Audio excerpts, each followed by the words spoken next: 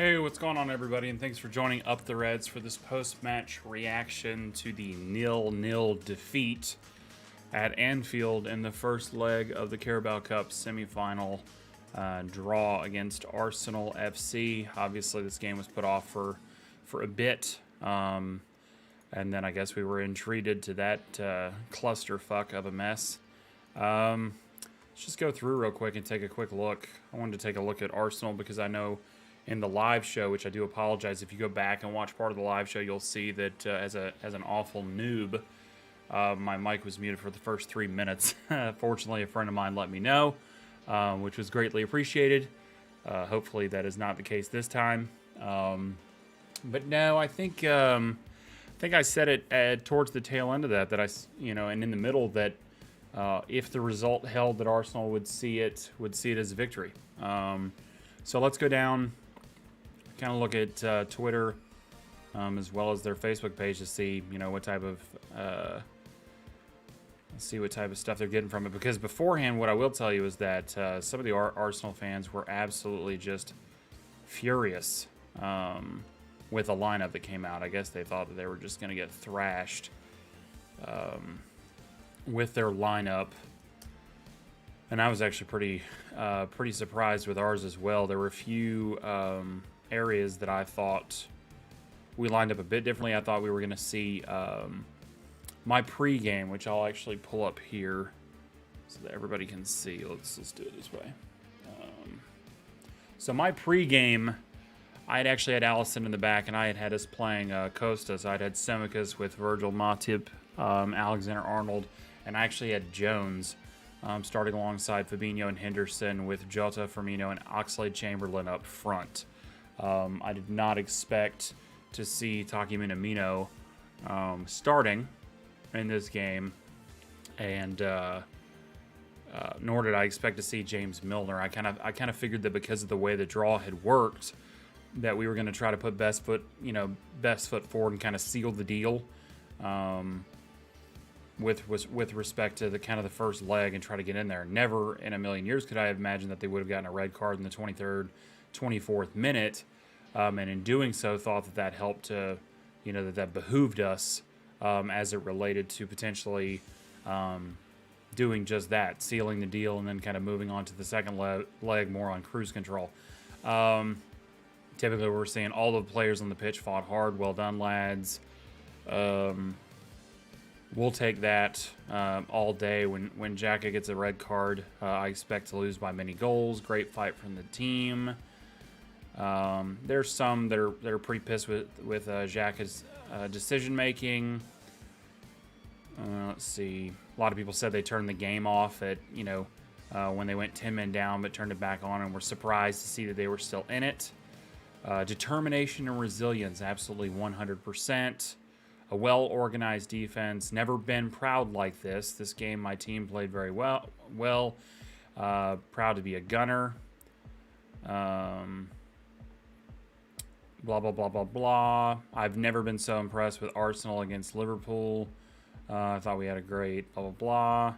I mean, it's exactly what we expected. It's Arsenal viewing it as a victory. They'll take that. They'll be happy with it. They'll go back.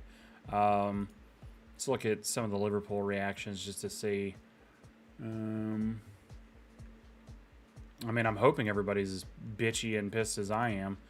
I didn't hit the desk because obviously the camera and the mic are attached to it, so I was a little nervous that I might break something in the process. But that was embarrassing. No real attacking threat, no fight and creativity, really poor against 10 men. About time FSG opened up the purse strings because this team isn't enough without Salah and Mane. I would give Salah a knighthood and a huge contract. He's carrying the squad. Really disappointing. Credit to Arsenal for being resilient and organized. Klopp, let's be proactive and start either Ox or Jones in the midfield. Again, I would agree with Harold there because that's what I was kind of expecting as well. It seemed like we were more set up to defend. If FSG thinks he can get away without paying Salah what he deserves, they think again. Blah, blah, blah. Let's take a look at the stats here. So, tail end of the game, let's take a look.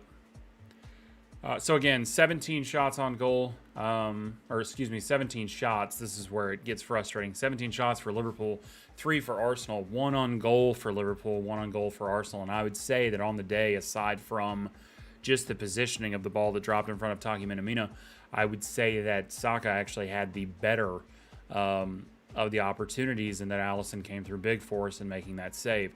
78% possession at 22% possession. That was down from 81%, which was the high.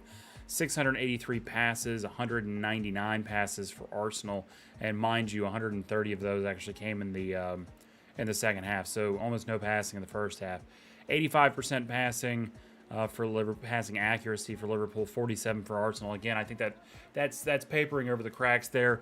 Liverpool passes the ball within our triangles far too often, so it kind of makes it seem better. The passes that actually matter, whether they be 3 yards, whether they be fucking 20 yards, we tend to screw up. Fouls, obviously, Arsenal kind of was on the heavier end of that. And then a big note here: 8 corners to 1. Out of our 8 corners, I don't feel like we tested them at all. I think 7 corners went directly to the first man, and then 1 just kind of went over and out, which is typical. I mean, we've been seeing that, whether it's Robertson or whether it's Trent. For whatever reason, we can't get the ball past the first man, and it's been a problem. I don't know if it's a set piece coordinator issue. A lot of times you'll see these short pass set pieces off of a corner, a short pass to nowhere. It seemed like Trent didn't bring his shooting boots. Like, I don't know if it's like he had dystrophy in his leg, because, there were several crossing attempts that didn't make it 10, 15 yards into the box and went directly to. With that being said, I'll kind of jump right into kind of my mini player ratings right here.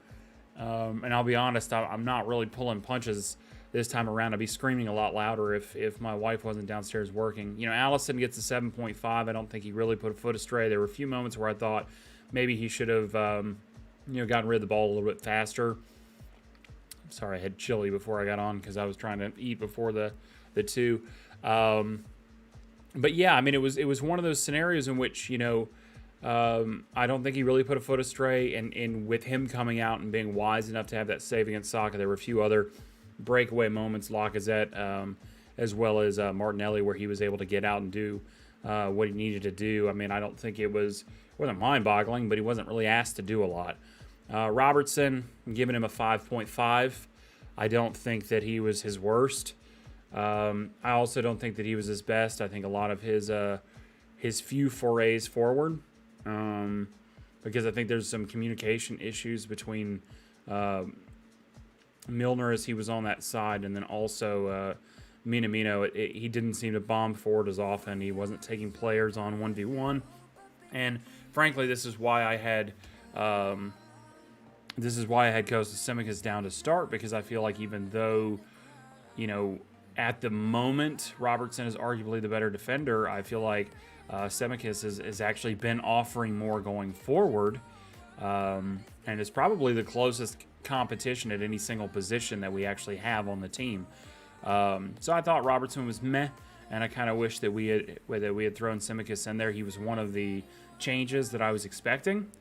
I kind of expected that we bring in Nico for Trent and Tsimikas to try to, at the very least, well, we'll get into that, but at the very least, if you're going to try what we try, which is what we always do, my expectation was that,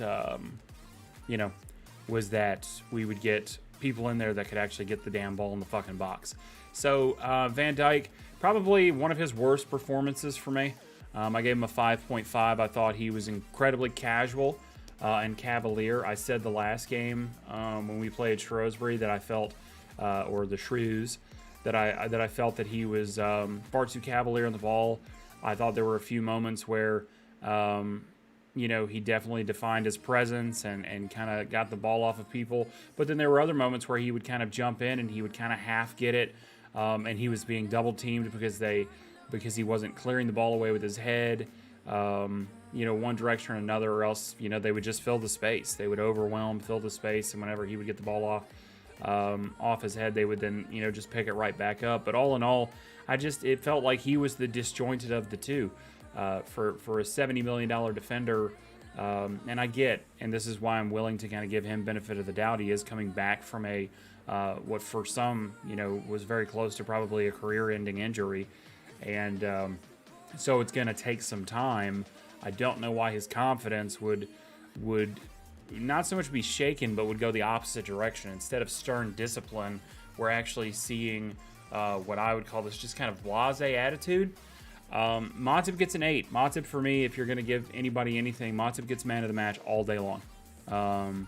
He does. He gets man of the match for me. And I thought that, he stepped up. The sad part for me was also that I think he was probably one of our better attacking players, meaning that he actually drove a little bit, which he tends to do. At the very least, he confused them enough to pull a few people out and create opportunities nobody else did. Trent Alexander-Arnold might be his worst performance in red for me. I gave Trent a 4, which, aside from one other player, is the worst rating on the day. I gave him a 4. I thought that he was completely and utterly inept on the day. There's not really a way to describe it other than just saying he was simply off in every respect. Because it's one thing if you're passing slightly off, but your movement's still good.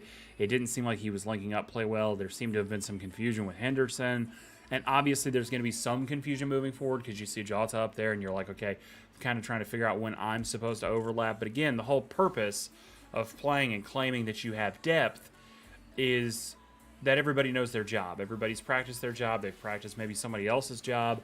They know what it is that they're doing. And frankly, he didn't look like he knew what the fuck he was doing today, which was so shocking because simple passes were going awry. There was one moment where, and it's something he's been doing more recently, when he loses the ball trying to play it in towards centrally, which I can appreciate playing it in centrally. But when he passes it to the other team, he will then, if he gives it away, he'll then drive in. And if, in that scenario, if either Henderson or Fabinho or one of our center backs is not paying 100% attention, then him driving in leaves them completely exposed up that side. And in this scenario, Lacazette actually picked up the ball. He drove at Lacazette and got very fortunate that Lacazette, for the first time of the day, had actually played an inside ball that ended up just rebounding off of Trent. Because if he had played the outside ball, his man was away, Martinelli. So we got very lucky there. Trent was shit. He deserved to go off. Nico Williams to come in. Trent should have gone off a lot sooner. And I feel like Simica should have also come on for Robertson. I'll come back to that one. Milner and Henderson, they both scored 5s for me. They seemed slow. Neither one of them seemed in command of anything. They both seemed very confused as to what their role was. Milner, he's always a workhorse, but it does look like that was probably his worst game for me. And I think that, as well as potential moves that I hope we'll make in the summer, may kind of ring the end of Milner's time with Liverpool. Not just based off one game, because the whole idea is not to say, oh, this is humiliating, panic and throw everybody over the side of the ship. But again, Milner, I think, he was at best a sub that came in with lots of energy and who could kind of be your little pit bull, go after everybody. He kind of reminds me like Gary Medel. He's not he started up to a certain point in his career. I don't think he's of starter quality anymore. He did start today. The role that he was meant to serve, he didn't do well at. And so, again, if FSG is going to be of the mind that you have to sell to buy, or that you have to make space, unfortunately, I feel like Milner's only making a case that his time with us, at least as a player, is reaching its end. Henderson, probably one of his worst games with us as well, as of recent memory. I can't remember a time that I've seen him play with kind of a more immature mentality, except, kind of right after Stevie G left, and we were like, holy shit, is this the guy that's supposed to be our captain? I just didn't feel my captain's mentality from him. Firmino, I'd give him a 5.5. He didn't impress, but he also didn't do anything that I thought was just incredibly ridiculous. Again, positionally, he always kind of gets drawn back into the midfield to try and assist. That ends up taking him out of the play in general. Earlier on, when we were a much more attacking and aggressive team where in that sense, we kind of attacked with reckless abandon. It were the games where those were the games where we would score 4 goals and give up 3. And those scenarios where he was not kind of playing this holding center forward, he was getting forward a lot. He was getting on the end of headers. He was doing those things. And now that he kind of plays this role, it almost feels like he has a lot of responsibilities, and many of those don't include him, getting forward into the spaces.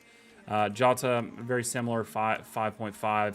I've always thought, from the get-go, a lot of people love Jota. A lot of people, the very water that runs off his back is a fucking tincture for a cure.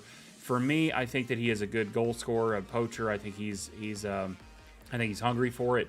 I think for his height, he's actually a good target man. I think he's a fucking absolutely terrible passer, and his dribbling in a few scenarios is okay, but for the most part, if he's got the ball for any more than about 30 seconds, he's probably giving it away. So again, if he's got other support players or creators that are feeding him the balls in the danger zones, I feel like he's going to get it. But in terms of creating from farther back or in any positions of Salah, which I think should ring true as it comes into the transfer season, because typically speaking, when we see Jota come in, he will come in kind of a striker center forward position, and you'll always have Mane and Salah on the right. I think this, and again, some of it might have been that he was on the right, whereas when he was playing kind of a winger position, he was always more on the left. I'm not sure. I'd have to see him on the left more. He's only played about 2 games out there. But this might be more convincing to me that the position he plays is in the middle, and that he's really not a backup for anything left or right, and that obviously we might need to look at that. Again, before the game, I would have said there's no reason to pay exorbitant amounts of money for like a Luis Diaz, and felt like that was just rumor, and probably is. And again, we can get good wingers for less, but yeah, I mean he's just got to play centrally. I mean that's just kind of where he's at. Curtis Jones, I gave him a 7 for when he came in. I thought he was fairly lively. Seems like he had some hunger. Felt like he had the attitude and kind of the angst that most of the rest of the team was lacking. I gave Oxlade-Chamberlain a 6.5 for his brief time there. I don't give a shit if his ball, went 15 yards over the goal. At least the dude's not afraid to crack some, and that's really what we've been missing in terms of kind of going forward. Gomez came in, didn't really do anything wrong, so I gave him a 6. I gave Fabinho a 7. I was actually really shocked we pulled Fabinho. It's... I don't know. It was just bizarre to me, and I think if you go back to the lineup, so yeah, I mean it was bizarre to me that Henderson goes the distance, but Fabinho stays in. I guess they wanted that from more of like a captain's point of view or something. It was also incredibly fucking weird to me that we pulled Matip from the game. Maybe there's a knock. Gotta hope not. We do have Ibrahima Konate who can kind of fill in, but the last thing we need right now in this exact moment is an injury. But again, I thought Matip was having his best game ever. I don't know why you pull him, because again, having that defensive line would have allowed our attackers, a lot more freedom to go forward. And then we have the mighty Minamino. The mighty Minamino, who I was pretty harsh to during the live stream and will continue to be harsh to now. I think that Takumi Minamino is probably one of the least talented players that we have purchased and brought into the club in recent memory. I think that Takumi Minamino, I said this in one of my other videos the other day, in talking about Shrewsbury and stuff, and saying that this would be a big period of time during AFCON for us to see what Minamino was made of and if he's worth keeping. I think Minamino, I think his first real performance of that period shows that there's only one direction for him, and that's out the door. I think his loan was enough to show that, it's not just our system, that he's, having difficulties elsewhere. I think we saw a snappy player at RB that we brought in. I don't know, maybe it was on a whim. Maybe we thought he could be trained. Maybe he's very good in training, but in the game, his physicality is trash. He has no tactical awareness. He has no spatial awareness.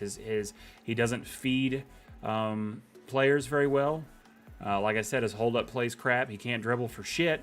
And his sitter And whereas it would be a fair argument to say that, Mo Salah missing the rebounded PK was closer. Again, the momentum running up, the situation. Again, Mo Salah's got 17, 18 goals to his name.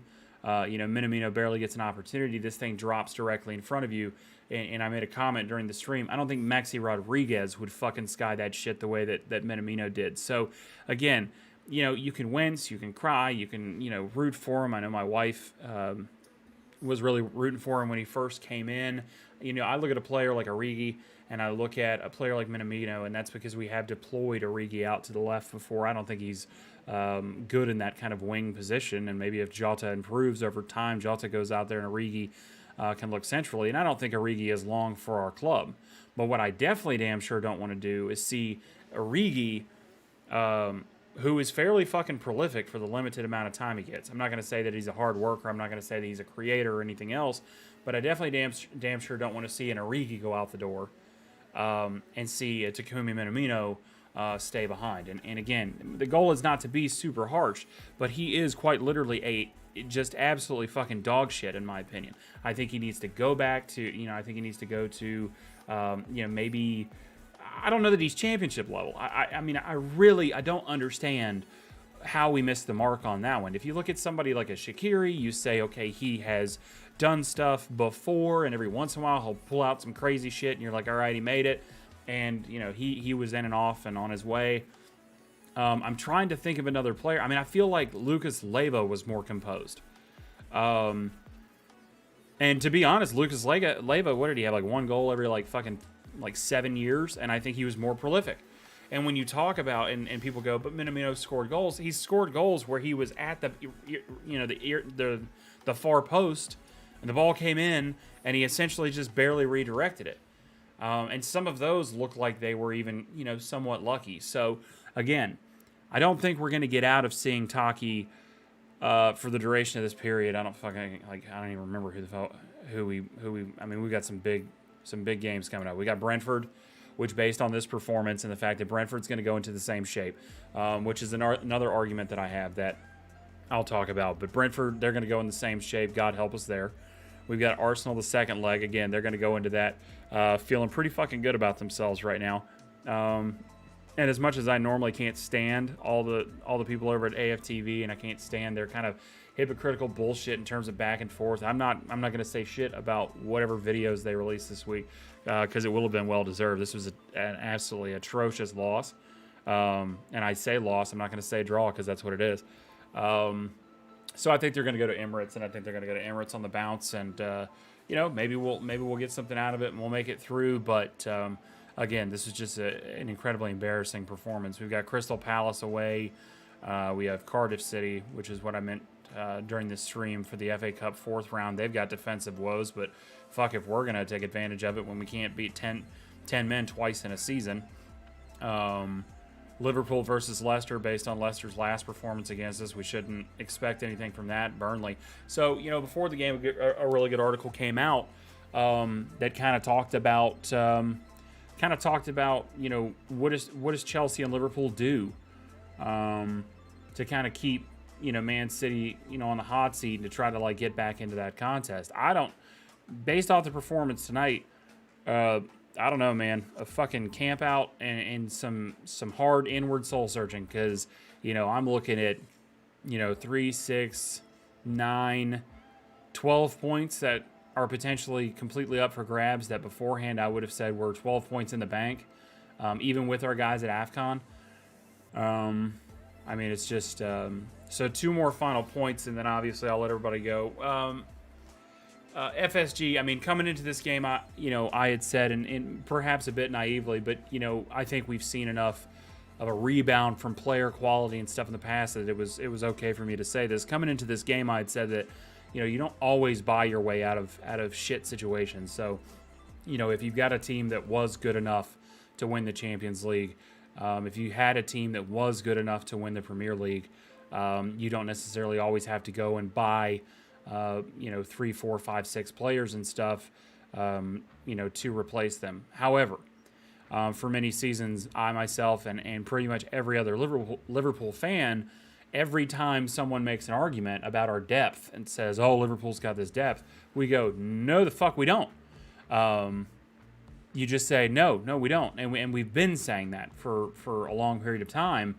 I think we gave, FSG time because they said, hey, the pandemic was rough on us financially. I think we gave them time. I think in listening to Jurgen Klopp was basically saying, oh, we are getting new signings because we're getting Virgil van Dijk back from injury. We're getting Thiago back from injury. We're getting Gomez back from injury. But as I start to look and see how thin we are, and I start to look at, Thiago and Keita are only really ever good for 4 games before they're out for, months. And I look at Thiago as being, the second or third highest paid player on the team. And I very much like Thiago. I think he's a good player, but I think that as he continues to age, we're going to see less of him, even more on the field. You've got the Minaminos. I mean, your bench is not the type of bench that really comes in and changes games, with the exception of Origi, which I don't think any of us ever would have thought we would be saying, 2-3 years ago, when he's over at Wolfsburg, and we're expecting him to kind of see his way out. So, I'm now of the mindset, and have been, obviously, before the hope had been that we would splash the cash this summer for a Bellingham.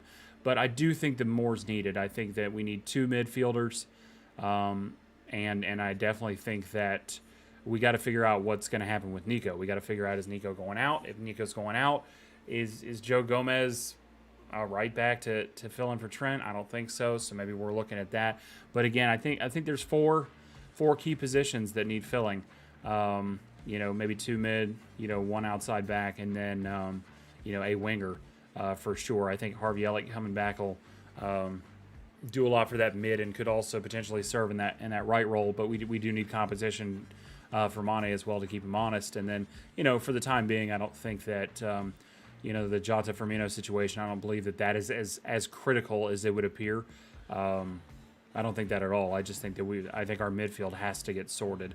So that's definitely something that we need to do. Last thing is just, again, our play style. Thank you for that. I greatly appreciate it. And thank you for tuning in. You're my only viewer, so we'll see. Last thing is just the play style. Again, Liverpool is a team that has an established style. It's an established identity, and teams, inevitably, as somebody that, and as it doesn't really apply here, but my degree is in military history, and it's in the study of obviously, tactics and strategy. You can be very, very good at a specific type of tactic, and you can utilize that tactic to great effect many times over. And as long as your men are performing at the highest level, that tactic can continue to work for you, even when an opponent has kind of figured it out. Okay, so if you look at and this is, I'm not going too much into the weeds, but if you look at if you look at Blitzkrieg, it still worked against opponents that expected it, because in many cases, and earlier on, because there was the as you hate to say it about it, but the professionalism of the troops involved were doing it, and just their utter skill. With Liverpool, when we are crisp, when we are clean, when we are dynamic, when we have that little bit of luck and everything else, we're fire. I mean, we can gegenpress with the best of them, and I think that that's what made teams fear us. But when you give away the ball and you play a high press 4-3-3, when you give away the ball easily, when you fail to shut down the opponents, or when the opponent can draw in 3 defenders quickly and then play an easy outlet pass, you make it very easy to counter.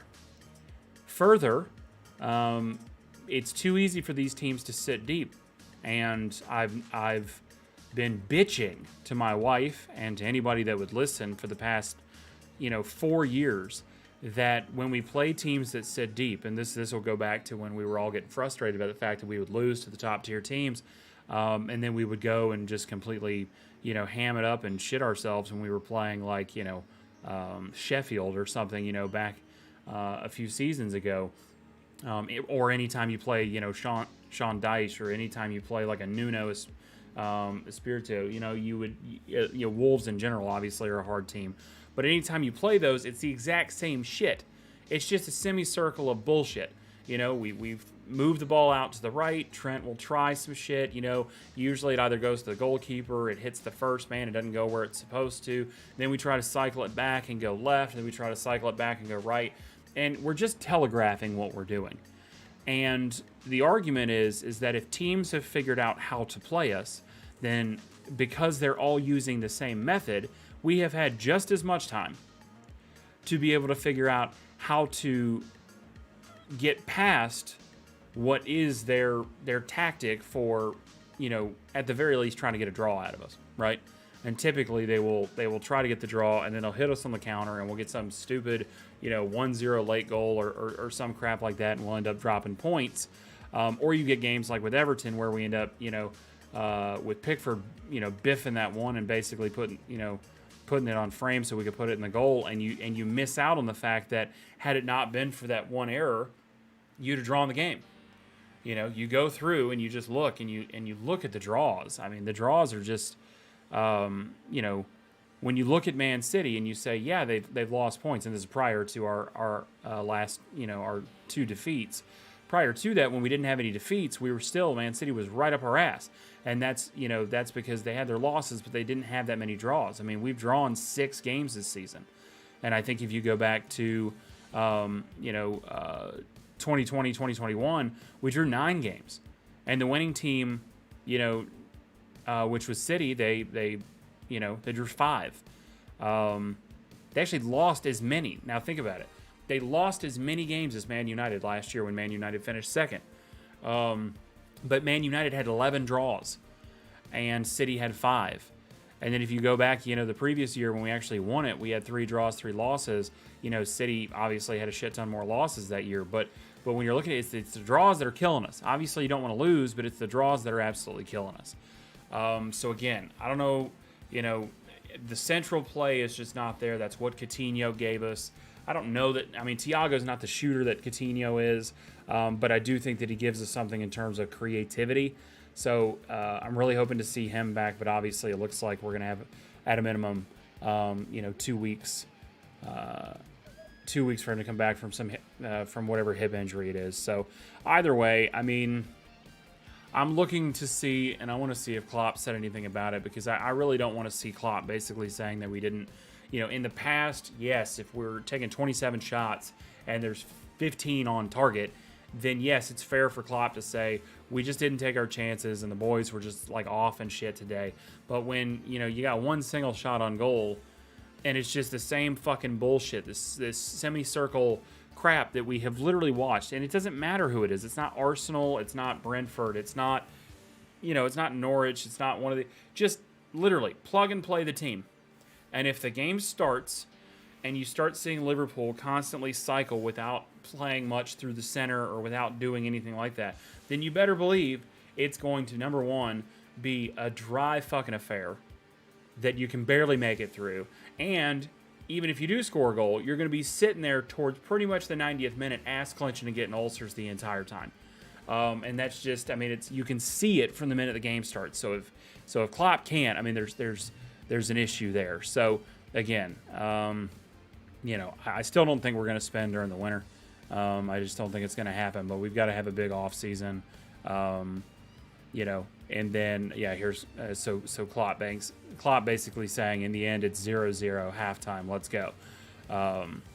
Klopp agrees his LFC side was trying too hard at times to impose themselves on the game. No, they're just not clear and obvious opportunities. They're not creating, imposing yourself on the game. You already did.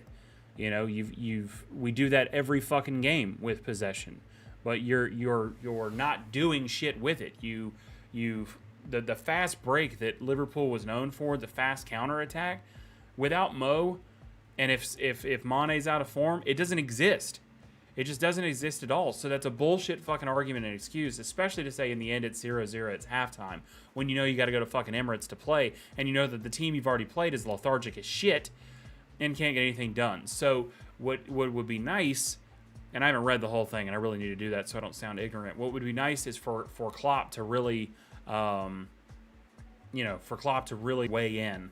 And I know that he's not the type of manager to go after the players, and I don't think that that'll happen. But I think, generally speaking, he's got to say some shit. So anyway, and then as far as how did Alexander-Arnold do today, I covered that a little bit earlier in the video. I don't think you were here for that, but he gets a 4 from me, a 4 out of 10. It's probably one of his worst games in red.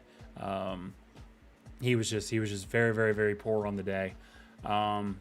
But no, I mean, I'm not going to lose it and call for everyone's head off the back of, a Carabao Cup draw. But what I will say is that if Minamino starts the next game, I have some serious issues with that. And at the same time, it would make me question a lot of things to see him continue with Liverpool beyond the summer. It would tell me a lot about our ambition. It would tell me a lot about maybe our sizing up of players. Because again, great if you can do it on the training ground. If you can't do it in the game, it's worth dick all to me. So anyway, like I said, I call this a humiliating defeat. They're celebrating it over on Arsenal's fan page. And I think that it needs to be seen as nothing more than a defeat because, while I came up watching Liverpool since 2007, I don't know, something with our intensity is just off, and we've got to figure it out and find it. So appreciate everybody tuning in. I'm going to end it there, but I appreciate everybody tuning in, and we'll just keep doing what we're doing. And as of the moment, today's Thursday, so as of the moment, I will hopefully see a lot of new faces and some of you back here on Sunday. So with that.